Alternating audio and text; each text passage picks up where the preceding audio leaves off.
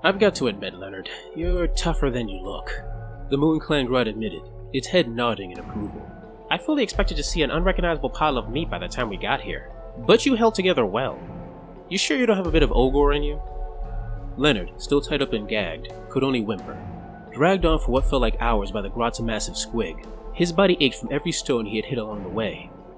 Despite the pain and possible concussion, Leonard forced himself to stay awake, afraid the Grot would feed him to its squig if he fell unconscious. Then again, the Grot continued, it might be the spiderwebs coating the walls. Might have lessened the blows a bit. It doesn't matter.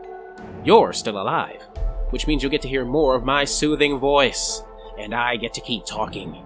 It's a win for both of us, Leonard. It's a win for both of us. Spinning away and spreading its arms wide, the Grot continued speaking, its voice echoing out into the currently empty spiderweb-coated cavern. Welcome to the Spiderfang Den, one of many near our lurk lair, host to some of the most deadly, and strangest in my personal opinion, members of the Gloomspite Gitz, the wall-crawling and venomous forces of the Spiderfang Grots. Unlike the Moon Clan Grots, who keep their leaders on their toes by always being ready to stab them in the back if they get careless, the Spiderfang Grots treat web-spinner shamans like holy prophets, believing they are the conduits of their spider god's will. Most of the time I think they are just crazy and hallucinogenic spider venom, but I find it impolite and unhealthy to say that out loud. You can identify a shaman pretty easily, honestly. They wear rather garish clothing, unlike my modest robe, and they constantly have small spiders that go in and out of every notch, crease, and crevice. In battle, you'll see them waving their spider god staff around casting spells, one of the more popular spells they have being Speed of the Spider God, which causes their fellow Spiderfang Grots to have a sudden burst of speed like an insect trying to hide under a rock when a light suddenly appears. What really makes them dangerous, though, is the fact that they seem to be protected. Sometimes lethal blows inexplicably miss them, or a small spider on its body gets in the way of what should have been a mortal wound. Whether it's because of an actual blessing from their spider god or their extreme faith somehow preventing reality from taking a hold, they wind up being really hard to kill. Scuttle bosses are the greatest warriors of the Spiderfang tribes and the battle leaders of the Spiderfang Grots. They are usually chosen by the ruling web shaman in some strange ritual. The rituals differ from tribe to tribe, but the most common is a stare down. The potential scuttle boss goes up to a gigantic spider and stares at it eye to eye, which is quite a feat considering how many eyes a spider has. If the Grot is strong-willed enough, or smart enough to drug the spider beforehand, the spider bends the knee, allowing the Grot to ride him. Otherwise, the spider gets a free meal, making it a win for somebody in the end. The scuttle bosses lead from the front, lashing at enemies with their envenomed spears and their mount's gigantic fangs while calling his fellow Spiderfang to ride the enemy down. They are able to lead so effectively because of their faith in their weird spider god, and because of all the spider venom coursing through their body, the usually lethal substance increasing their toughness and courage. It also makes them very clever, crafting ambushes and hidden strikes with some impressive ingenuity. Over time, if the scuttle boss survives long enough, the large quantities of spider venom they ingest and the strange rituals the Spiderfang Grots are so fond of begin to transform the scuttle boss, making him more spider than Grot. I'll be honest, don't know why you would want to corrupt a perfectly handsome Grot face with spider bits, but I guess being able to crawl up walls might be a good trade-off.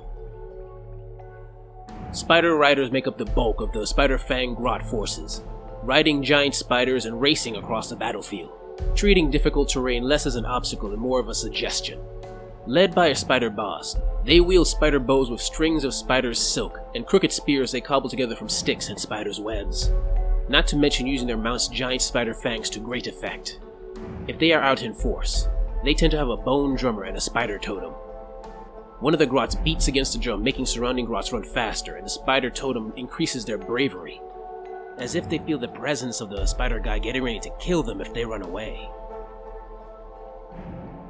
When the Grots who would become the Spiderfangs first came to the wilds, and slowly started taming the bigger spiders that lived there was one spider species they couldn't control, the Arachnarok spiders. Huge spiders with tall, chitinous legs and monstrous fangs who can get to the size of Caradron dreadnoughts. Any Grot unlucky enough to find them usually found themselves encased in silk and turned into a snack for later. This started to change when the Spiderfang Grots started to worship the spider god. No one knows for sure if they started doing this on their own or because of their fear of the Arachnaroks, but either way, this worship caused a change in Arachnarok-Grot relationship. The Grots eventually got to live near Arachnaroks without fear of being slaughtered, and the Arachnaroks would even aid the Grots in war, and only occasionally eat the odd, unlucky Grot or two. When the Arachnarok spider is young, they, like all youths, require a lot of energy. Energy in the form of large quantities of meat in the shape of screaming victims. This hunger makes them voracious predators, always eager to charge at the closest moving creatures. On these Arachnaroks, Grots place giant howdahs and ride them to form large Spiderfang war parties. The Grots shooting enemies with spider bows, while the spider goes in for the kill. When the Arachnarok is a bit older and wiser, it learns to keep its distance until it can have a good opportunity to strike. On those Arachnaroks, the Spiderfang tend to install flingers, giant catapults that throw massive rocks from a great distance, ideal for destroying large groups of enemies. The Arachnarok is truly a terror when it carries a powerful web shaman. The web shaman places a catchweb spider shrine on the spider's back to act as a conduit between it and the spider god, increasing the shaman's magical powers. And seeing this prophet of the spider god in battle is truly an inspiring sight to the Spiderfang Grots that see it. But the most powerful and terrible effect this spider shrine has is a spell it allows the shaman to cast, known as the Venom of the Spider God. The most lethal spider venom that has ever existed coats the weapons the Grots wield as they go to war. Out of all the Arachnarok species, the scariest are the Skitterskrand Arachnaroks. These terrors reside solely on Shyish, but don't think that makes you safe from them. They have the unique ability to transport themselves between the realms to feed their hunger, creating a temporary realm gate to quickly grab their prey and scuttle back to their home in the Death Realm.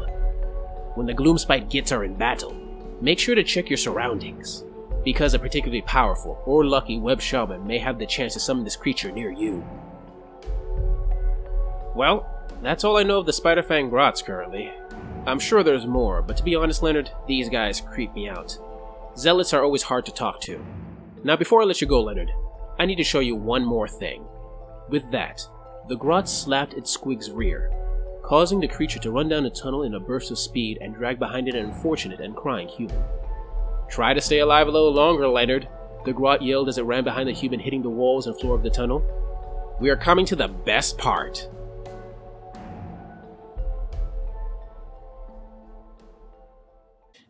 Hey guys, I hope you enjoyed this story about the forces of the Spiderfang Grots. More stories upcoming hopefully this week. If you like it, please like, subscribe, comment, and if you really like it, please consider giving to my Patreon. The extra money gives me the time I need to work on these stories that I love. Anyway, thanks for listening and see you next time.